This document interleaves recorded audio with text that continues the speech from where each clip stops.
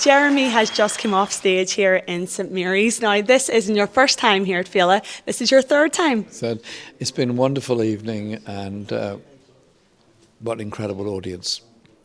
Absolutely packed out. And I was able to develop my ideas about Ireland, my ideas about the future, and above all say something about the artistic endeavour that's in people's minds. And so I had for me, a wonderful evening, and I was just so grateful to be invited. I've been before. I've come on behalf of panels, taking questions and answers, but today it was a different one. I was asked to give a talk on my own, which is wonderful.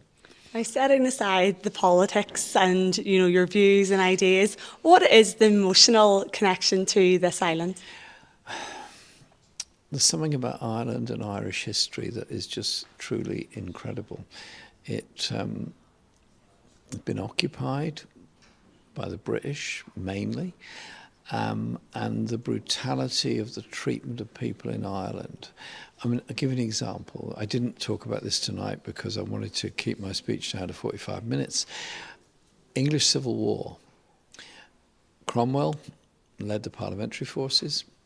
Cromwell formed a Republican government, I suppose you'd call it, and then essentially wanted to continue with the British Empire role, and so set off for Ireland and murdered a lot of people. On the way there was a mutiny in the army.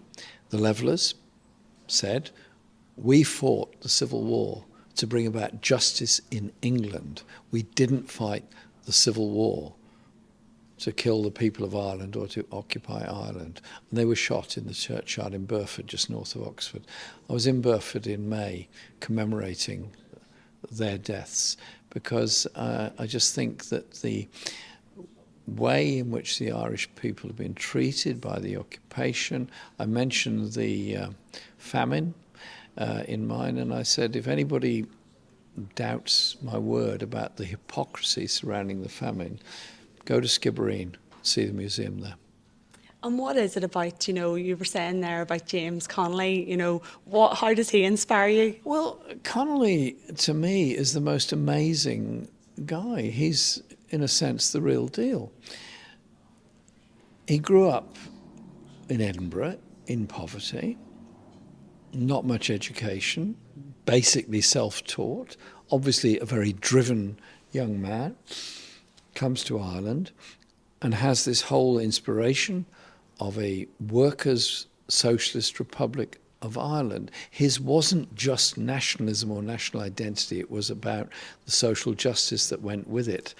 And went to America, where he spoke on behalf of the Socialist Party, then Socialist Party across the USA, and travelled a lot in England as well. And then was an organiser here in Belfast for the Union, and then went back to Dublin for the Easter Rising, which he probably recognised was doomed fairly early on, but he was prepared to pay that price. My question to the audience tonight was, what if he'd lived? What if Casement had lived? What if Pearse had lived? And so many others.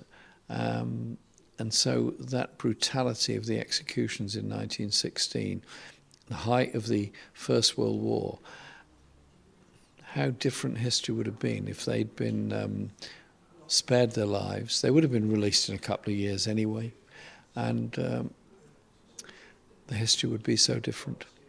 And you mentioned there the audience. How warm a reception did you receive, and would you come back? Oh, I'm very happy to come back.